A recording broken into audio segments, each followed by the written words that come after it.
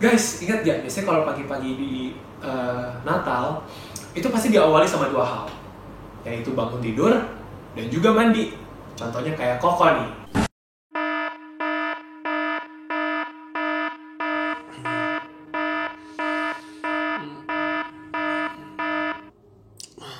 Tanggal 25 Desember.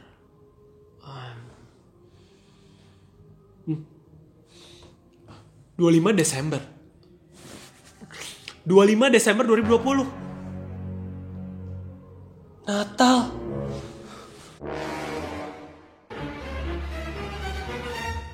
Desember 2020 Natal. Harus mandi. A little longer than a few minutes later. Run.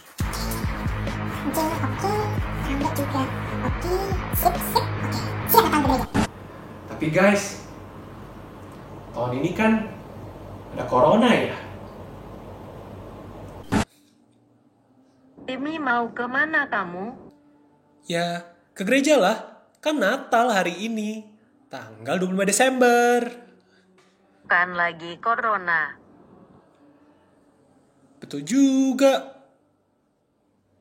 Corona guys. Natalnya rumah aja. Ya. Corona. Tapi nggak apa-apa. Kau tetap di sini pengen sampaikan ke setiap kalian yang lagi nonton, Merry Christmas guys. Ya, dimanapun kalian berada, mudah-mudahan kita tetap bisa ya merasakan semangat Natal. Nah guys, tapi pastinya Natal yang tahun-tahun sebelumnya sama Natal tahun itu sangat berbeda ya. Biasanya kalau Natal tahun sebelumnya pasti kita udah siap-siap, sama seperti yang tadi di video call gitu ya. Udah pada mandi, ya cakep lah, pada pakai baju yang proper, terus ke gereja, terus ya udah siapin bangku, lalala kayak gitulah. Tapi mungkin kalau Natal tahun ini agak sedikit berbeda gitu. Sekarang kita mungkin lagi siapin laptop, siapin casan supaya laptopnya tetap bekerja, atau mungkin siapin handphone kalau yang Natalnya lewat handphone. Ya kayak gitu deh guys, beda banget ya.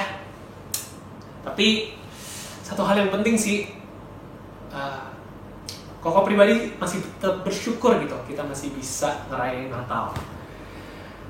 Ngerayain Natal yang ya kita bisa sama-sama nikmatin ini di tahun 2020. Gak kerasa loh guys, tahun 2020 itu berjalan cepet banget. Tiba-tiba udah Desember aja. Koko inget banget terakhir ya Koko ke gereja itu bulan Maret 2020. Aduh guys, tiba-tiba udah lewat 9 bulan aja. Sekarang udah Desember 2020. Kalau boleh dipikirin ya guys, kangen tuh aku sama orang-orang di gereja. Kangen bisa beribadah bareng, kangen pelayanan bareng, kangen tentunya sama kalian juga yang lagi nonton ini. Mudah-mudahan ya corona bisa cepat berakhir, terus kita bisa ketemu lagi. Tapi guys, gak apa-apa. Tahun ini satu hal yang masih Koko syukurin adalah kita masih bisa merayakan Natal. Kita masih bisa ngerasain momen di mana Tuhan Yesus mengasihi kita, mengasihi Koko, mengasihi kalian. Pas lagi Natal ini, kayaknya nggak kurang afdol nih kalau misalnya kita nyanyi lagu Natal. Yuk kita nyanyi lagu Joy to the World.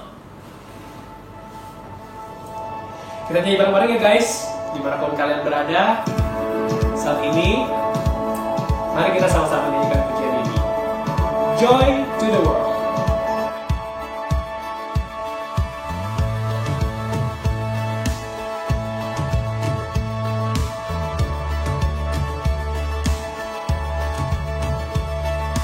Joy to the world, the Lord is come. Let earth receive her King. Let every heart prepare him room. And heaven and nature sing, and heaven and nature sing. and heaven and nature sing.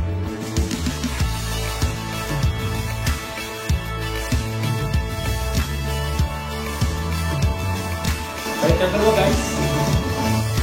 Joy to the world, the Savior reigns. Let men their songs employ, while fields and floods, rock hills and plain, repeat the sounding joy, repeat the sounding joy, repeat the sounding joy. Mazmur 19 ayat 2, langit menceritakan kemuliaan Allah dan cakrawala memberitakan pekerjaan tangannya. Guys, mari kita nyanyikan lagu ini dalam bahasa Indonesia. Dunia gemar dan soraklah, penebus datanglah,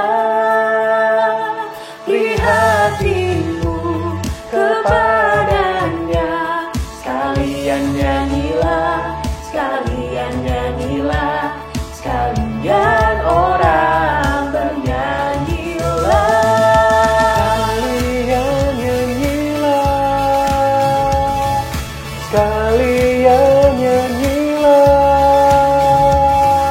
sekalian nyanyilah, sekalian bernyanyilah.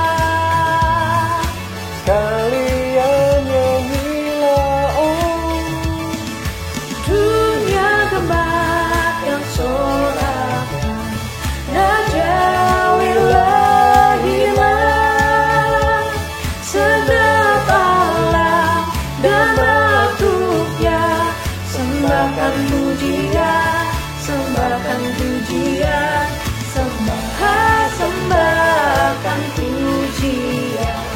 sembahkan pujian, sembahkan pujian, sembahkan pujian, sembahkan pujian, sembahkan pujian.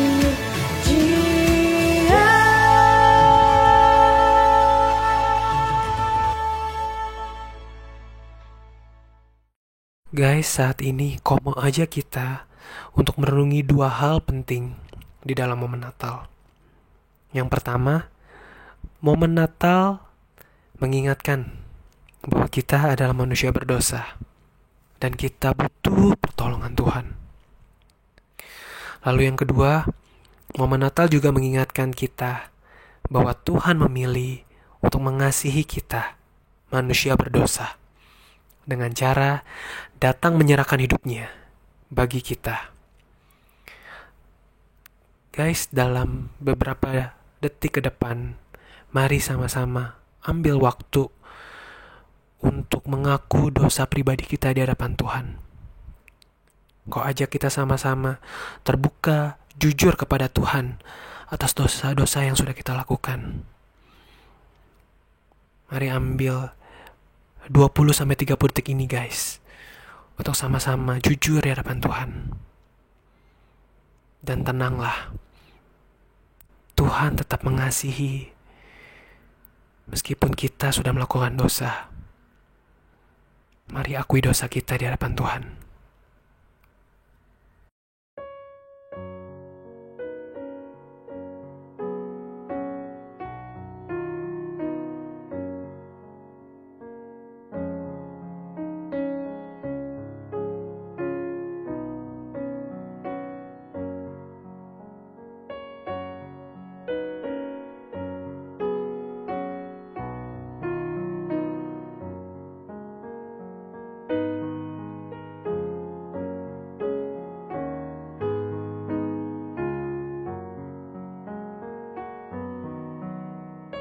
Guys, biasanya tuh Natal identik dengan liburan panjang, promo,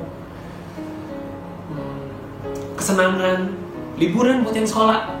Ya, tapi sekarang sekolah juga pada online ya guys. Kalian juga gak berasa hari di mana sekolah terus libur gitu ya. Tapi guys, kalau kalian inget-inget, ya dulu Natal kayak gitu ya. Kayaknya kalau menuju Natal tuh kayaknya banyak hal lah yang bisa kita nikmatin.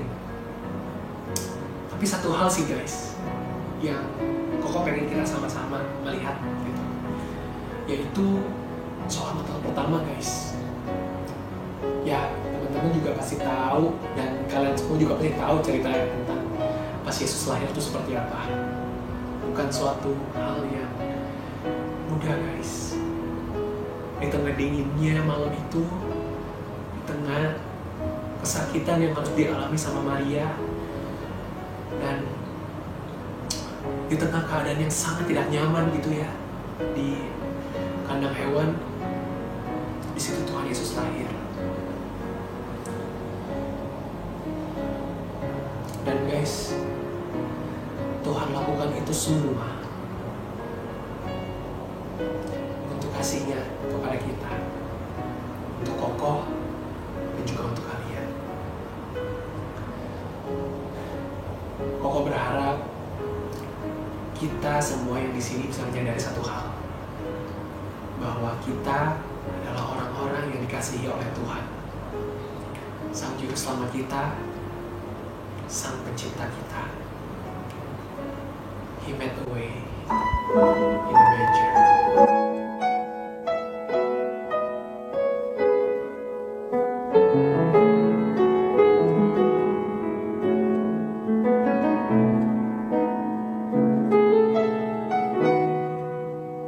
Longing for a savior, a hopeless world would wait. Sin demanded justice at a price we could not pay. But God displayed His mercy, the greatest gift of love. When we could not reach heaven, heaven came to us. He made a way in a manger, a way through the sun. Messiah, the promise, before the time had begun. For God so loved this world, though He knew what love would cost. He made a way in a manger to make a way to the cross.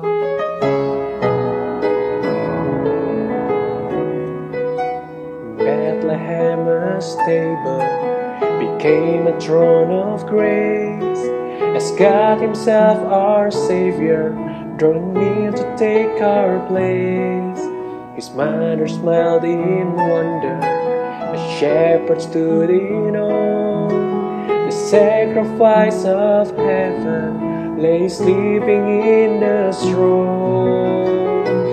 He made a way in a manger, a way through the sun. Messiah, the promise, before the time had begun.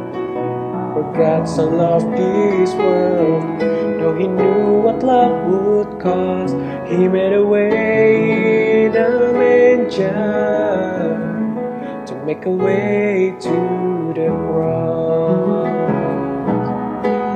He is the life who died our death, the precious Lord Jesus laid down His sweet head.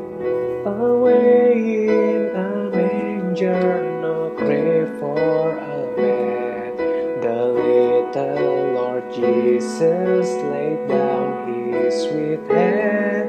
The stars in the sky look down where He lay, the little Lord Jesus asleep on the hay. He made a way in a manger, a way to the cross. Messiah, the promise, before the time had begun. For God so loved this world, though He knew what love would cost. He made a way in a manger to make a way to the cross. He made a way in a manger to make a way to the cross.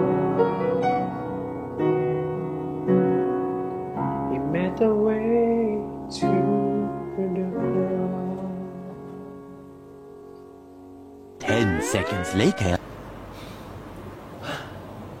Ada podcast yang berhubungan sama Natal. Guys, ada podcast nih. Coba kalian ikutin ya podcastnya. Mantap nih.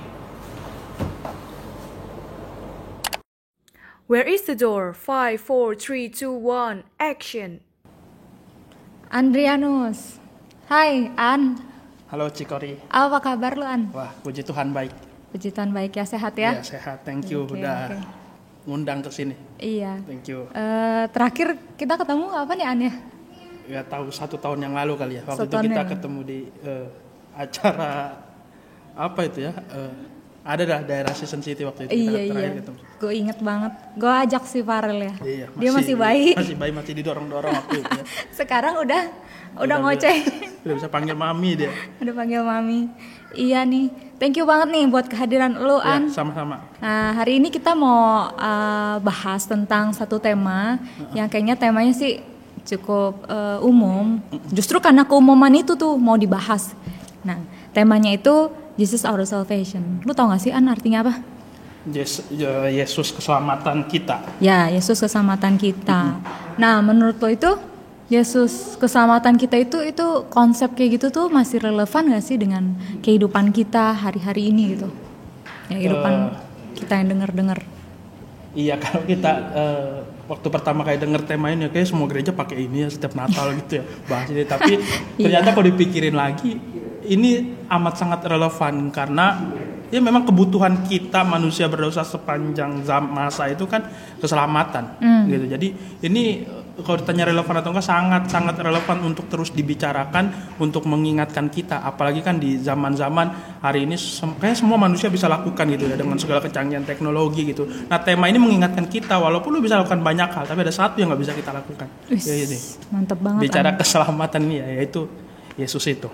Ya, gue suka kata-kata lu tadi, mengingatkan ya, mengingatkan apalagi di tengah-tengah situasi orang bisa melakukan apapun ya, gue suka banget itu. Nah, terus kalau dipikir-pikir lagi Jesus Our Salvation itu biasa orang lebih familiar itu dengan Yesus tuh juru selamat.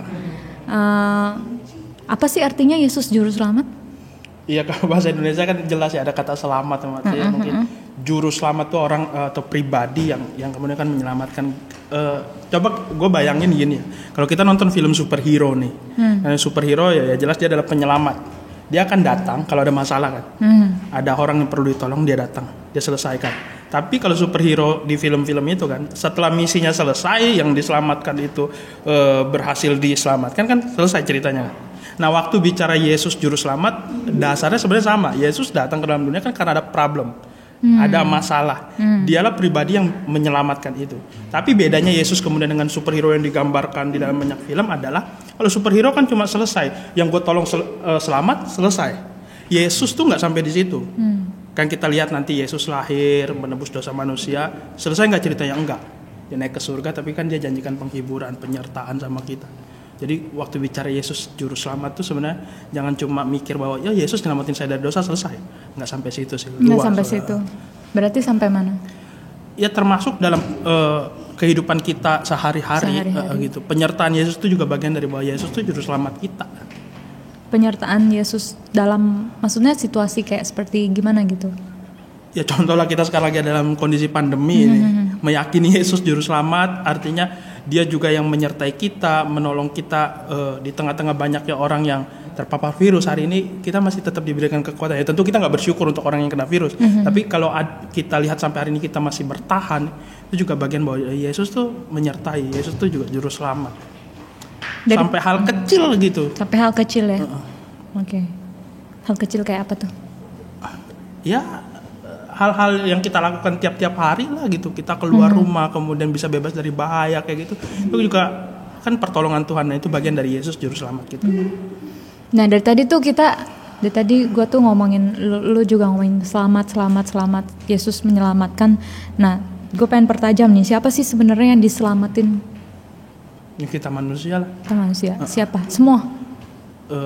Semua manusia. Semua manusia. Bahkan Yesaya waktu di Yesaya 64 waktu dia meratapi dosa orang Israel tuh, Yesaya 64 ayat 5, Yesaya itu bilang, terhadap engkau kami berdosa. Jadi jelas objeknya tuh kita berdosa sama Tuhan.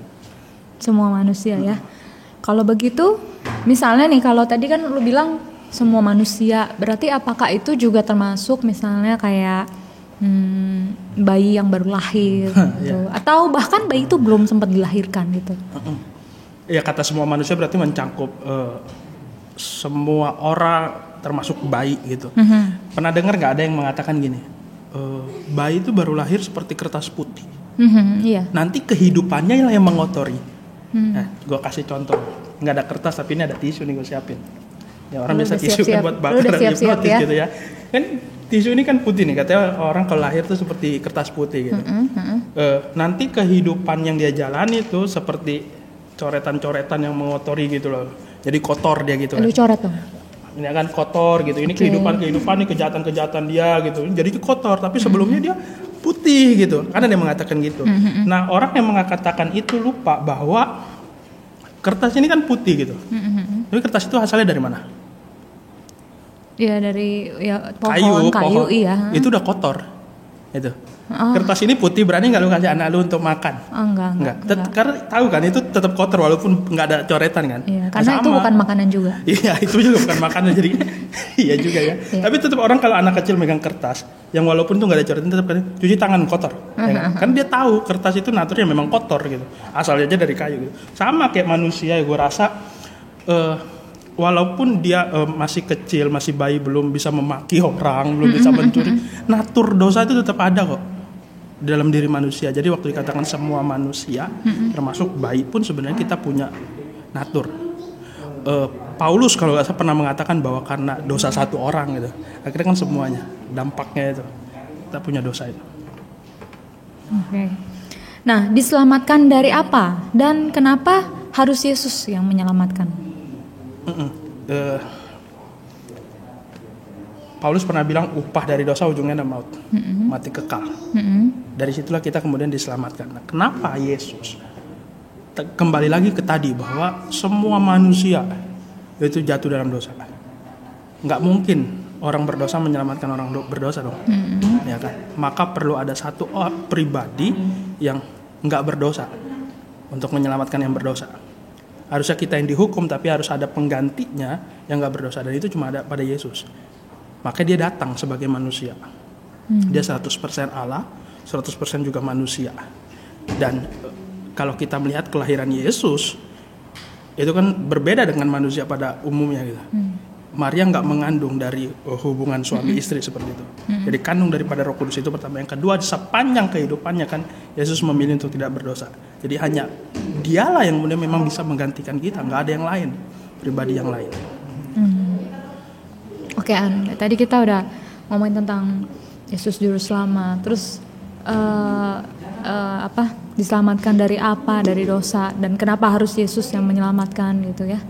Dan tadi juga udah ngomong bahas tentang natur ya. Oke. Sekarang kita nih pengen dengar gitu ya. Emang dosa itu sebenarnya apa sih? Iya, dosa itu kan simpelnya tindakan kita, keputusan kita, perbuatan kita yang nggak sesuai dengan kehendak Tuhan. Kita yang menolak perintah Tuhan. Dan dosa kemudian ada karena Adam dan Hawa nggak mau dengar apa yang Tuhan udah bilang pertama kan. Tuhan bilang jangan makan itu. Tapi kemudian dia langgar, maka ada dosa. Simpelnya itu gitu. Simpelnya itu. Dosa itu melawan ya? Ya, melawan, memberontak. Memberontak. Apa yang jadi kehendak Tuhan nggak mau didengar itu. Sama kayak anak gue misalnya gue suruh mandi dia nggak mau gitu ya. Ya itu juga. Ya, terus dia nangis gitu. Itu bagian contoh lah. Ya contoh ya. Nah, terus seberapa buruknya dampak dari dosa itu? Iya. Dampak dari dosa itu. Seberapa seriusnya sih? Ya ini yang orang sering kali nggak pikirkan ya. Orang kadang pikir dosa cuma sama Tuhan nggak punya dampak apa-apa gitu. Dosa tuh dampaknya sangat besar sebenarnya kalau dipikirkan. Yang pertama udah jelas relasi kita rusak sama Tuhan. Coba kita lihat deh kejadian 3 itu waktu ngomong tentang dosa. Reaksi apa yang manusia alami? Takut. Dia takut. Bersembunyi. Terus Tuhan tanya, di mana engkau? Itu bukan karena Tuhan nggak tahu pasti ya. Itu Tuhan maha tahu. Iya, gue setuju. Waktu dia bilang di mana engkau, kan itu menunjukkan bahwa dosa itu punya dampak keterpisahan dengan Allah. Ya. Makanya Tuhan tanya di mana engkau. Gitu. Iya. Nah itu relasi kita rusak sama Tuhan. Nah hari ini kalau kita berdosa pasti relasi kita dengan Tuhan juga rusak. Kita akan ngerasa bahwa gue nggak layak datang ke Tuhan. Gue takut, gue males bahkan. Tapi adaan yang dosa terus dia asik aja gitu, nggak ngerasa nggak layak. Ya Nah ini yang lebih bahaya sampai ketika dosa nggak ngerasa bersalah gitu. Maka ini ya menarik ya. Sekarang tuh ada permainan namanya Among Us, ya kan? Orang tuh Among Us ini menarik. Orang kalau habis membunuh langsung ngerasa ketakutan tuh, impostornya ketakutan. Justru waktu gue main dengan anak-anak remaja, kemudian bilang, kok bisa ya game ini sampai segitunya mempengaruhi psikologi kita? Justru gue bilang begini, bagus kalau lu jadi imposter, membunuh satu orang, terus lu masih ngerasa takut. Sama waktu lu ngelakuin dosa, lu masih ngerasa takut, itu bagus. Berarti lu masih punya kesadaran sama Tuhan. Tapi kalau yang kayak gitu tuh tadi itu yang udah bahaya tuh. Lakuin dosa gitu, udah nggak punya rasa. Yang nggak punya rasa. Itu bahaya tuh. Ya justru mungkin karena keterpisahan dia dari Allah, makanya dia ya santai-santai aja gitu ya. Nggak ada kesadaran juga ya. Selain itu? Iya, yang kedua tadi kan kita bicara tentang relasi kita dengan Allah yang rusak. Yang kedua yang rusak adalah identitas kita sebagai anak Tuhan hilang. Gitu. Maksud lo? Kita kan dicipta sama Allah tuh, Allah punya cerita gitu. Nih loh, gue cipta lo kayak gini. Kemudian jatuh di dalam dosa, cerita itu kan rusak. Identitas kita rusak. Gitu. Maka ada seorang pengkhotbah mengatakan begini, ketika cerita itu rusak di Taman Eden, maka kemudian Yesus memilih datang untuk memperbaiki cerita itu. Gitu. Identitas kita sebagai anak Tuhan tuh rusak. Kita mencari identitas kita kepada hal-hal yang lain akhirnya. Hari ini contohnya apa ya? Contoh ya. Hari ini contohnya kita cari pengakuan orang lain. Nggak puas hanya satu pengakuan. Kita cari perhatian sama banyak orang. Mau caranya benar sampai nggak benar kita lakukan. Yang caranya benar gimana? Ya mungkin lewat belajar, kemudian orang itu juga kadang juga kalau berlebihan akhirnya nggak benar. Contohnya berlebihan maksudnya begini. Lu terlalu mati-matian ngejar nilai, bukan karena supaya lu pinter, hanya sekedar untuk diakui orang. Bukan karena lu emang hobi belajar gitu ya. Hanya sekedar gue dapat pengakuan dari lu orang aja gitu. Itu juga kan bagian dari itu. Mengabaikan banyak hal, yang penting gue dapat pengakuan dari berbuat curang bahkan di dalam proses belajar, yang penting nilai gue bagus dan gue dapat pengakuan, kan itu juga cari identitas. Nggak apa-apa deh gue nyontek, yang penting nilai gue bagus. Berarti kok gue kepikiran ya, kalau misalnya orang bisa ngasih pelayanan terus atau melakukan hal-hal yang kayak di gereja gitu, tapi ternyata dia mencari pengakuan gitu. Bisa banget terjadi. Bisa banget orang berdiri di depan melayani, tapi dalam hidup pribadinya nggak punya relasi sama Tuhan. Dia perform saja di depan. Akhirnya dia cuma perform doang dan dia cari pengakuan dari situ. Iya. Dan bahayanya kalau itu nggak dapat pengakuan, pasti nggak mau pelayanan kan.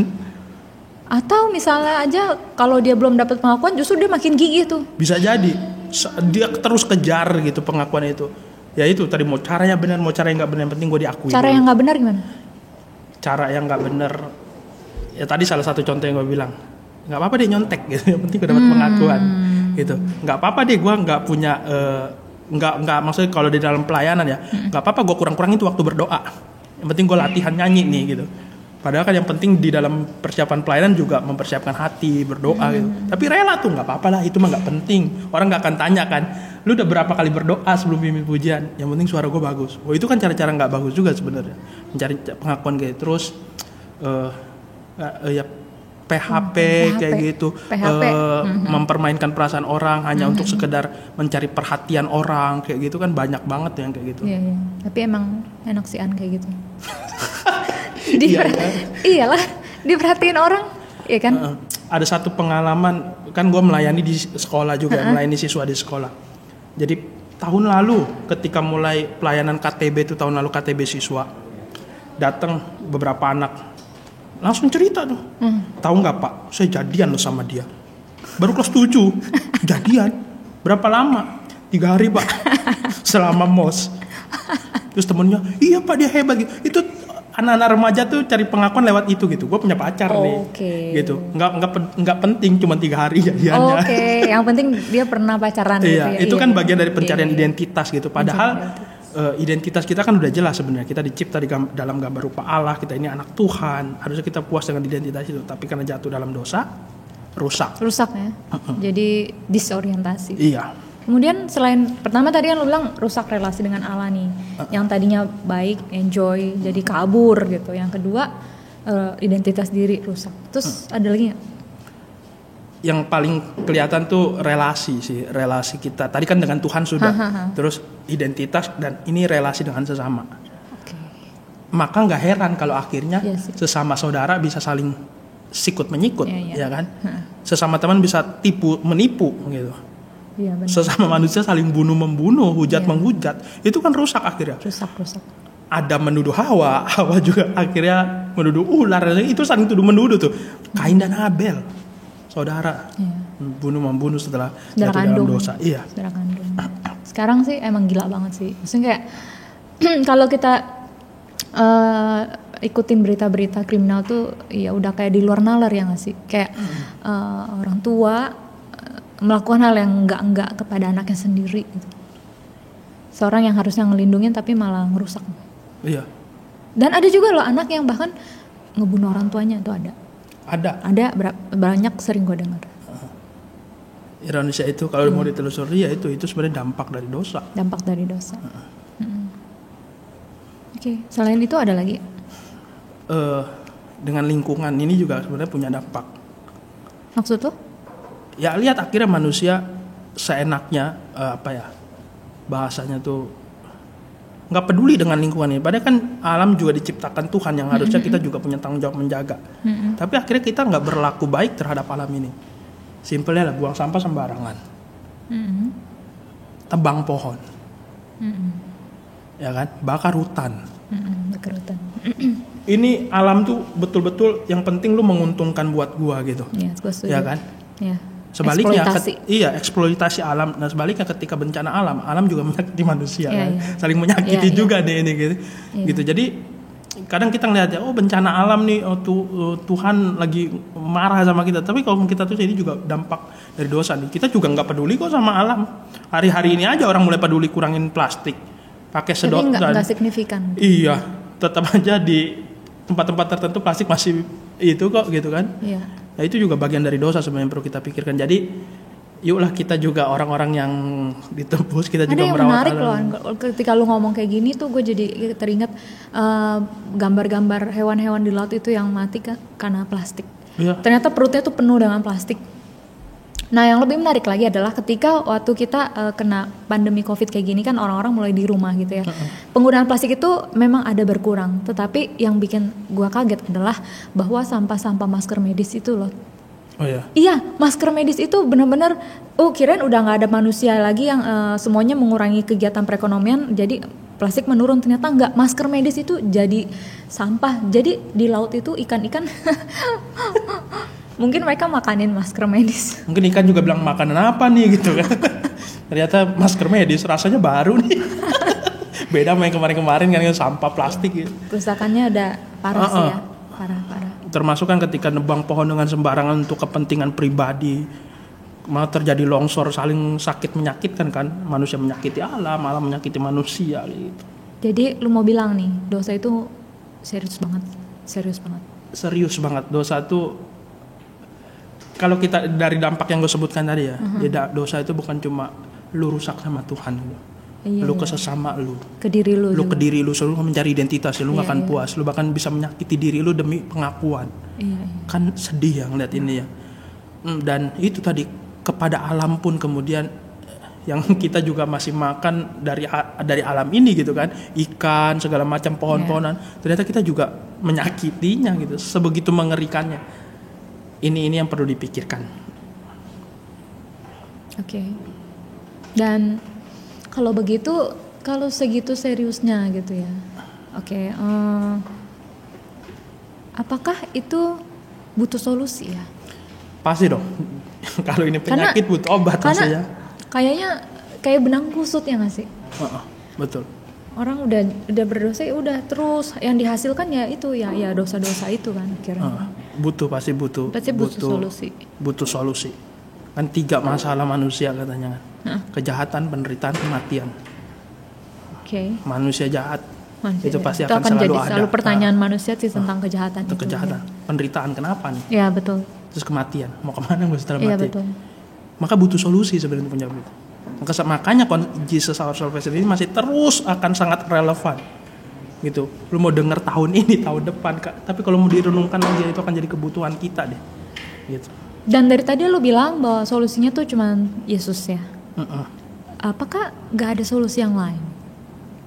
Apakah misalnya ya udah kayak manusia punya kesadaran, terus ya udah dia melakukan hal-hal yang baik, moralitas yang baik, dia berusaha untuk memelihara alam, berusaha untuk meningkatkan kualitas hubungan dengan sesama. Ini yang sering kali mungkin kita juga pikirkan ya. Kalau gue udah berdosa udah diam aja lah gitu, nggak ada yang tahu ini, gitu kan. Kalau gue udah berbuat salah, ya udah gue imbangin dengan berbuat baik, ya kan. Gue curi 10, 5-nya gue sedekahin. Iya, Kan iya. seimbang, Maksud gue kayak gitu. Gitu. Nggak bisa Apakah itu. kemudian yang itu nggak bisa menyelesaikan dosa? Nggak bisa. Ini Karena lo akan muter lagi di Iya, situ. muter lagi. Lo akan berpikir enak kok, nggak apa-apa, rasa aman kok. Yang 5 gue kasih ke orang, yang 5 gue. Tapi nggak akan bisa menyelesaikan masalah dasar dari dosa. Lo akan tetap merasa bersalah. Balik lagi nih ke Yesaya 64 itu. Yesaya bilang, kesalahan kami itu seperti kain kotor katanya. Kesalehan kami. Kesalehan kami seperti kain kotor katanya. Seperti Kebaikan kain kotor. kami seperti kain kotor. Ini gue kasih contoh lagi, ini nggak ada kain sebenarnya. Ini kan kalau tisu ini bersih nih. Oh ini masih berfungsi kan. Tisu ngelap keringat, ngelap kotoran. Tapi bayangkan kalau tisu ini kemudian gue kasih kotoran kayak gini lah ya, contoh ya. Kan kotoran nih. Suruh bersihin lah, katakan handphone ini. Jadi kira bersih apa nambah kotor? Tambah kotor. Tambah kotor. Ya saya Apalagi bilang lu bekas bersin di situ. Iya. Lu lap ke HP lu ya. di sini bersih, di sini enggak, tapi kan nembus airnya gitu kan. Droplet lu nyembur. Iya. Kan nggak akan bisa bersih gitu. Bisa Nah, bersih. Nabi Yesaya bilang kesalehan kami seperti kain kotor. Kesalehan. Kebaikan Dia kami bilang kesalehan. kesalehan. Jadi nggak ada guna seperti kain kotor gitu. Secara fungsi kain itu nggak akan bisa berfungsi lagi. Yang ada memperparah. Sama ketika orang berpikir bahwa kebaikan kita bisa mengimbangi dosa, nggak bisa. Kita akan punya kecenderungan untuk lakukan dosa itu lagi. Punya gitu. kecenderungan untuk melakukan itu lagi ya. Gue jadi inget gue sharing ya.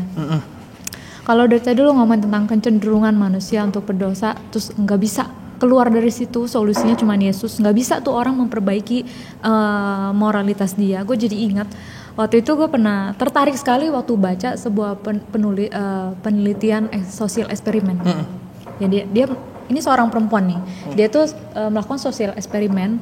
Gimana caranya adalah dia itu dia nulis di kertas gitu, dia bilang aku akan diam saja tidak melakukan apapun selama kurang lebih gue lupa 6 jam atau 12 jam. Udah gitu nggak berhenti sampai situ, tapi dia juga menyediakan kemudian hal-hal benda-benda di depannya tuh. Mulai dari bunga, mulai dari coklat, hal-hal yang manis-manis deh, yang sweet gitu. Tapi nggak berhenti sampai hal-hal yang manis kayak gitu. Dia itu juga menyediakan benda-benda yang serem, kayak misalnya kayak pisau, silet, pistol, bahkan pistol ada isinya. Waduh. Oke, gue baca terus gitu dia tulis kayak gini, hasil eksperimen dia adalah ketika 1, 2, 3 jam pertama itu orang-orang itu melakukan hal yang sweet gitu kepada dia karena dia diem aja gitu kan. Orang-orang mulai menaruh bunga di kupingnya, terus orang-orang mulai memakaikan lipstick di bibirnya supaya dia cantik, mendandaninya gitu. Tapi kemudian makin lama dia tuh kayak makin dikerjain ya, rambut dia tuh digunting sembarangan jadi jelek kan. Udah gitu sorry tuh saya baju dia tuh dibuka supaya dia tuh dipermalukan gitu. Dan ada orang yang mulai siletin leher dia. Iya itu nyayat disayat. Kemudian juga yang terakhir sampai ada orang yang naruhin pelatuk ke sini. Wow. Ya. Dan dari situ kesimpulannya adalah dia bilang orang itu akan cenderung berbuat jahat kalau ada kesempatan. Gua rasa itu kan ilmu ya, ilmu sosial. Tapi dari ilmu aja tuh bisa mengatakan hal yang sama dengan apa yang lu tadi udah coba uraikan. Bahwa memang manusia tuh nggak bisa lepas dari dosa, kecenderungannya pengennya berbuat jahat. Iya. Iya. Dan ini ya, di Kisah Rasul 4 ayat 12 itu kan juga udah jelas ya. Di dalam Kisah Rasul 4 ayat 12 itu kan dibilang bahwa keselamatan itu tidak ada di dalam siapapun. Gitu. Tidak ada di dalam siapapun selain di dalam Dia gitu. Sebab di bawah kolong langit ini katanya tidak ada nama lain yang diberikan kepada manusia yang olehnya kita diselamatkan. Jadi hanya di dalam Yesus memang yang keselamatan itu. Seperti yang tadi udah gue jelaskan kenapa Yesus yang harus menyelamatkan kita. Yesus itu. Jadi yang gue tangkap sih kalau Yesus our salvation, Jesus our salvation itu adalah karena pihaknya beda nih. Ada sosok penyelamat dari luar, itu dari sosok Allah sendiri. Ya. Kalau konsep di luar itu ya coba untuk menyelamatkan diri sendiri. Ya. Ya bukan banyak konsep lain kan yang mengajarkan gitu kan. Ya. Kalau lu mau selamat ya lu berbuat baik. gitu. Lu tidak menyakiti sesama, ya lu memberi sedekah, memberi persembahan, itu kan penekanannya pada diri sendiri. Kita berusaha. Apalagi yang tadi yang saya bilang kesalehan, dia nggak pakai kata kebaikan tapi kesalehan. Itu lebih dalam daripada kata kebaikan. Itu serem sih kalau menurut gue. Kan sering kita ngomong ya wah hidupnya saleh, serem gitu. Ya. Artinya kan berarti hidupnya kudus suci gitu. Tapi ya saya bilang yang kudus suci, yang kita anggap kudus suci itu pun itu tetap kotor, nggak bisa. Itu kan lebih. Terus apa dong yang kita bisa pakai gitu? Karena konsepnya adalah dari diri sendiri. Iya. Tapi emang itu konsep yang ada gitu, karena di film-film itu semuanya kayak gitu, kayak I want to save the world, you save the world gitu, menyelamatkan ya, karena konsep itu banget gitu. Gue masih ingat film apa ya terakhir kali gue nonton ya, itu dia tuh kayak Mummy atau apa ya, film The Mummy ya, The Mummy. Dia melakukan kesalahan, kemudian akhirnya di akhir film dia bilang aku akan menebus kesalahan itu sendiri. Ya itu konsep yang beredar sih An. Dan itu bedanya dengan Jesus Our Salvation, itu beda banget. Oke, mungkin lo ada mau sharing lagi tambahan dari semua ini ya? Iya, intinya sih gini, tadi kita bicara tentang dosa, tentang solusinya apa. Natal, peristiwa Natal, Yesus datang ke dalam dunia itu kan solusi yang satu-satunya solusi yang Tuhan tawarkan, dia datang ke dalam dunia gitu. Nah, gimana kita ngeresponnya? Ini yang penting. Dia datang ke dalam dunia gitu, gimana kita ngeresponnya. Gue juga dulu orang yang bergumul dengan banyak hal, dengan identitas diri, dengan butuh pengakuan. Gue hidup masa-masa remaja gue tuh juga masa-masa yang penuh kenakalan, sampai dosa banyak yang gue lakukan gitu. Sampai satu titik ya itu ada satu peristiwa yang mungkin nggak bisa gue ceritakan detail di sini gitu, tapi intinya adalah betul-betul ngerasa gue datang sama Tuhan. Datang akui sama Tuhan gitu, nggak perlu malu lah. Nah menarik ya, kalau kita perhatikan peristiwa Natal yang dicatat di dalam Alkitab, Yesus kan juru selamat, tapi digambarkan juru selamat ini datang bukan dalam kehebatan kemegahannya. Siapa Yusuf sama Maria? Bukan orang penting hari itu, ya kan? Bethlehem. Maria ya perawan biasa aja gitu. Iya, nggak ada istimewanya. Bethlehem. Ada kota Alexandria, ada kota-kota yang lain yang jauh lebih besar. Tapi Allah pakai Bethlehem. Palungan. Ya kan?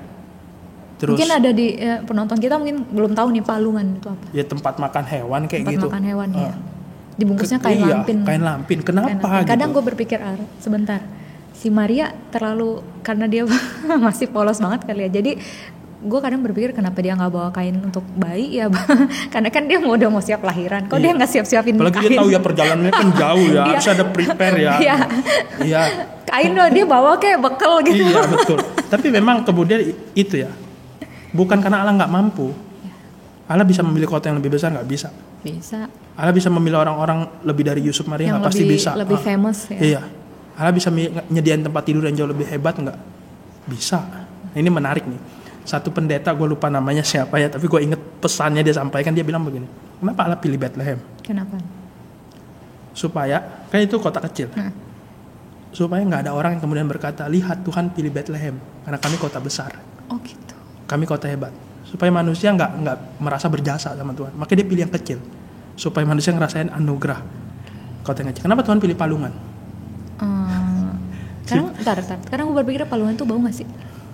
Iya nggak tahu ya bawa atau nggak, tapi tempat makan hewan, bayangin ya. Harusnya juga bayi nggak layak lahir di situ. Tapi kenapa Tuhan pilih Palungan? Nah si pendeta ini bilang begini, supaya nggak ada tukang kayu yang dengan sombong berkata, lihat Allah pilih kayu buat tempat tidur buatanku katanya. Kenapa Tuhan pilih Yusuf dan Maria? Supaya nggak ada orang yang sombong berkata bahwa gue berharga di hadapan Tuhan, makanya dia pilih gue.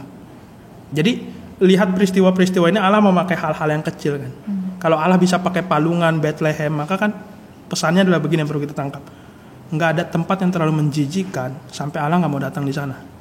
Bethlehem kota kecil, Palungan, Allah berkarya di situ.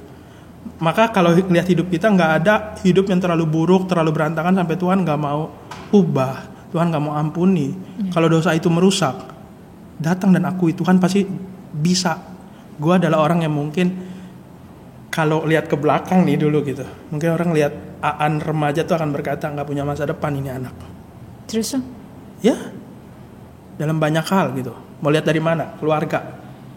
Dari pendidikan 3 tahun gue sekolah di mana? sekolah. Jangan sebut agama merek lu, ya. ntar lu iklan. Iya, dia sekolah seberang. Gue dibesarkan di dalam budaya seperti itu. Bandal, tawuran dan sebagainya. Orang akan lihat remaja tuh, gue suka begini ya. Coba deh gue diam terus gue ngeliat gue waktu masa remaja. Mungkin gue akan bilang sama orang itu, stop lah, lu gak akan punya masa depan dengan kalau gue ngeliat diri gue yang itu ya. Tapi pernah ada satu kejadian yang membuat gue akhirnya datang akui sama Tuhan. Gue cuma bilang, Tuhan, hidup gue udah berantakan. Kemudian Tuhan ubahkan. Hari ini bisa melayani Tuhan kayak gitu. Nah, buat teman-teman juga yang kemudian mungkin sedang bergumul dengan yang namanya dosa. Tadi kita udah ngomong panjang lebar ya, dampaknya dosa tuh mengerikan banget gitu. Dan kalau masih di dalam keadaan berjuang untuk keluar dari dosa itu sendiri, stop deh mendingan. Nggak akan bisa. Datang dan akui. Antar dulu. Kata perkataan lu menarik. Kalau lu masih berjuang dalam dosa lu dengan kekuatan lu sendiri tadi lu iya, untuk keluar dari dosa ya. Ya dengan usaha lu sendiri, stop. Karena lu nggak bakal bisa. Iya, datang dan akui sama Tuhan. Dia udah kasih solusi. Natal itu adalah peristiwa kelahiran Yesus, itu ada solusi. Dia datang ke dalam dunia. Dia berikan hidupnya gitu, mati tebus kita. Respon kita sekarang. Itu. Dan ingat, nggak ada tempat terlalu menjijikan sampai Tuhan nggak bisa datang. Nggak ada juga hidup manusia yang terlalu berantakan sampai Tuhan bilang, sanalah, udah berantakan, nggak mungkin. Datang dan akui sama Tuhan. Itu. Menarik kan? Thank you banget Tan, thank you banget. Ya, kayaknya nggak bisa berhenti ya kalau kita ngobrolin kayak gini. Tapi kayaknya karena waktu juga, kita harus membatasi. Tapi ya tema-tema seperti ini, walaupun kita terbatas waktu, tapi perlu untuk kita semua, ini pendengar juga semua perlu untuk pikirkan terus, gitu. Karena ketika memikirkan Jesus our salvation, bukan hanya memberikan harapan bahwa gue memang berdosa dan Tuhan pasti selamatkan gue, tapi juga memberikan penghiburan khususnya di tengah-tengah keadaan pandemi seperti ini, seperti yang tadi gue bilang ya, bahwa keselamatan yang Yesus berikan bukan hanya sekedar lu gue ambil dari dosa gue selamatkan, tapi ada penyertaan, gitu. Thank you banget An, thank you banget. Kita mau tutup podcast kita ya, karena kita kan edisi Natal. Gimana kalau kita ngucapin ke pendengar kita, Selamat Natal 2020, Selamat Tahun Baru 2021. Habis itu kita tutup ya. Oke, dalam hitungan ketiga. Ya. Oke, 1, 2, 3. Selamat Natal 2020, Selamat Tahun Baru 2021. Bye. Teman-teman, sekarang aku juga mengajak setiap kita untuk mempersiapkan lilin kita.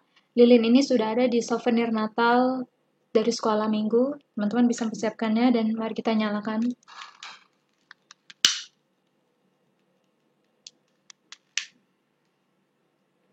Setiap tahun ketika Natal, kita melakukan penyalaan lilin, bukan sebuah rutinitas atau formalitas belaka, tetapi ini mengingatkan pada kita, sama seperti lilin yang menyala di dalam gelap, membawa terang di dalam gelap. Ini juga mengingatkan kita kepada Tuhan Yesus yang lahir di dalam dunia yang gelap.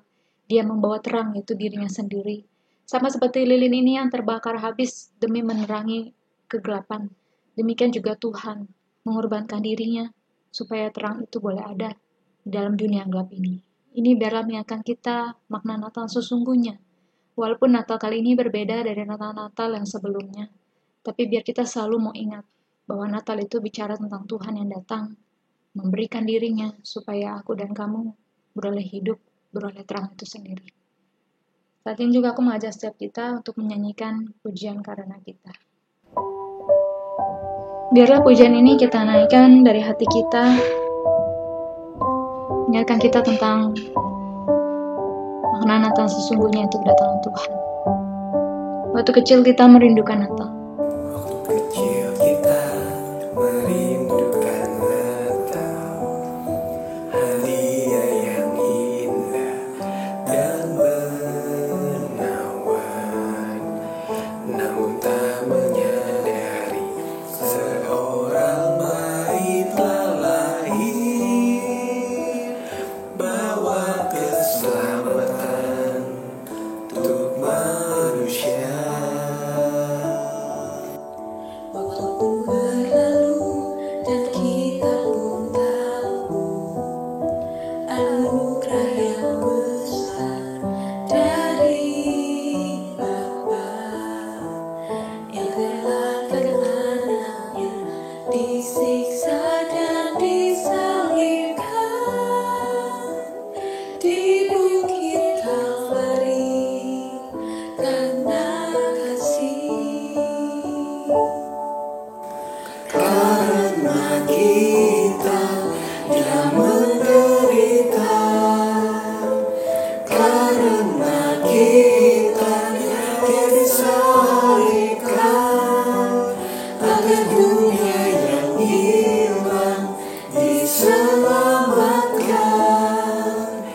dari hukuman kekal.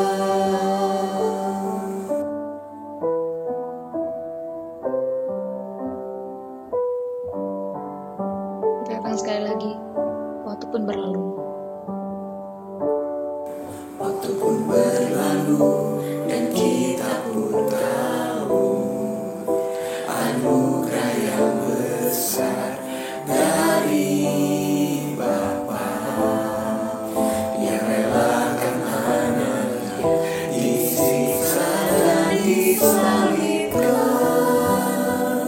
di bukit Kalvari karena kasih.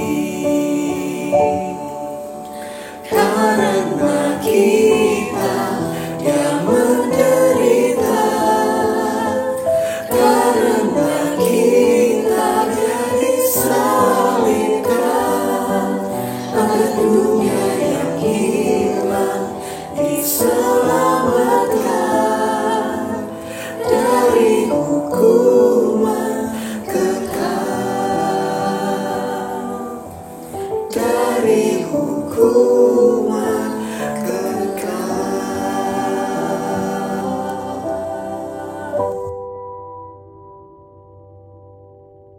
Teman-teman, kalian juga sudah mendapatkan kartu rekomitmen. Teman-teman bisa ambil kartu rekomitmen itu. Dan di situ kalian bisa tulis apa sih komitmen yang kalian mau berikan kepada Tuhan. Setelah kalian mendengarkan firman Tuhan, setelah kalian mengetahui bahwa orang gak akan pernah bisa lepas dari dosa kecuali karena Tuhan Yesus. Apa yang menjadi komitmen kalian? Apakah masih ada dosa yang ingin kalian tinggalkan? Kalian bisa tuliskan di dalam kertas itu. Atau ada tekad kalian untuk di tahun 2021. Mungkin sepanjang tahun 2020 ini kalian kecewa karena ibadah nggak bisa seperti biasa. Ibadah cuma bisa online. Kalian mungkin banyak loss dari ibadah-ibadah online. Dan mungkin kalian untuk tahun 2021 mau bertekad, mau terus setia mengikuti ibadah online. Kalian bisa tuliskan itu. Semua di kertas rekomitmen. Tuliskan itu dari hati yang paling mendalam. Bukan sekedar formalitas.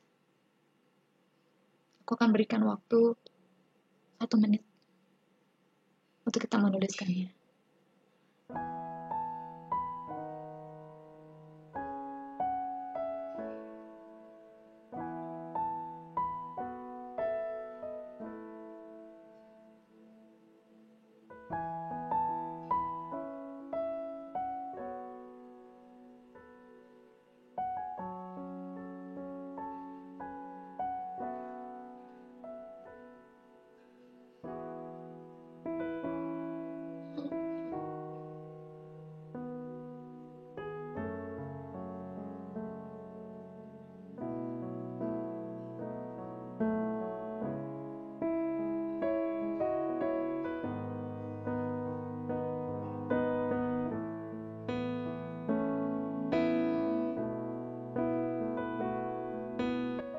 Maria sudah selesai.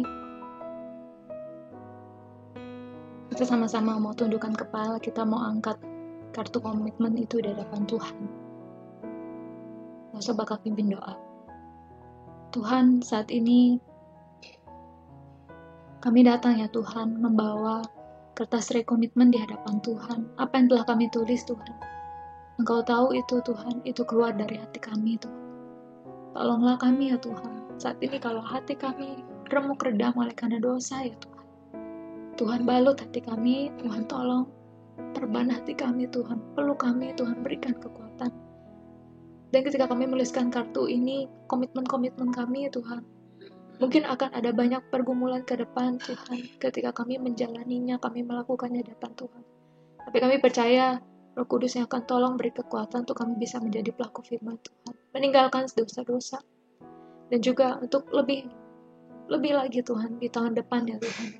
Untuk lebih lagi mencari Tuhan. Untuk lebih lagi mengenal kasih Tuhan. Untuk lebih lagi mengasihi Tuhan dan mengasihi sesama. Gak gampang Tuhan, gak gampang. Tapi kami tahu itu bukan yang mustahil. Karena ada Roh Kudus yang selalu memberikan kekuatan. Tuhan, obatin hati kami, beri kekuatan. Terima kasih Tuhan, kami bersyukur. Kami bersyukur karena Tuhan datang. Karena Tuhan datang, supaya Tuhan bisa menyerahkan diri bagi kami. Kami tidak mau menganggap sepele pengorbanan. Kami tidak mau menganggap sepele kedatangan Tuhan.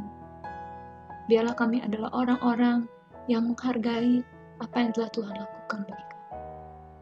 Tidak take it for granted ya Tuhan, tapi mau terus menghitung, mau terus mengingat, mau terus bersyukur, dan mau terus memberikan hidup ini, mendedikasikan seluruhnya untuk menyenangkan hati Tuhan.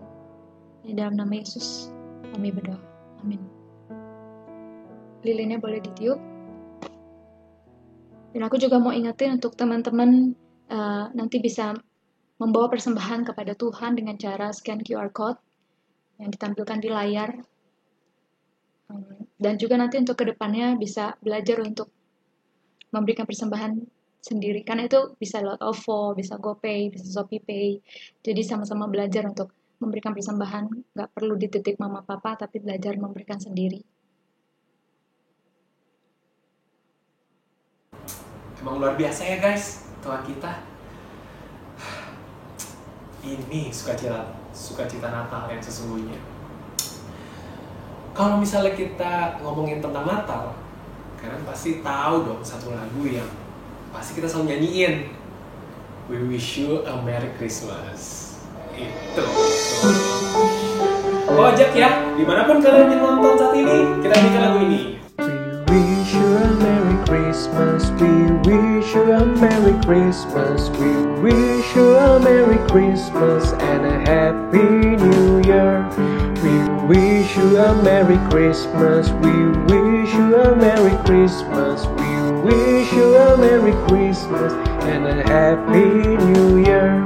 Good tidings we bring to you and your king.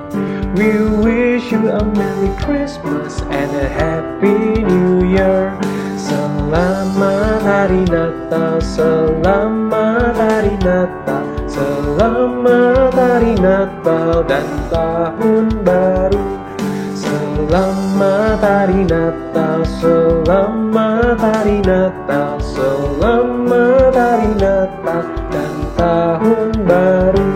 Salam bagimu sekalian, selamat Hari Natal dan Tahun Baru. Selamat Hari Natal dan Tahun Baru. Selamat Hari Natal guys, Tuhan Yesus memberkati.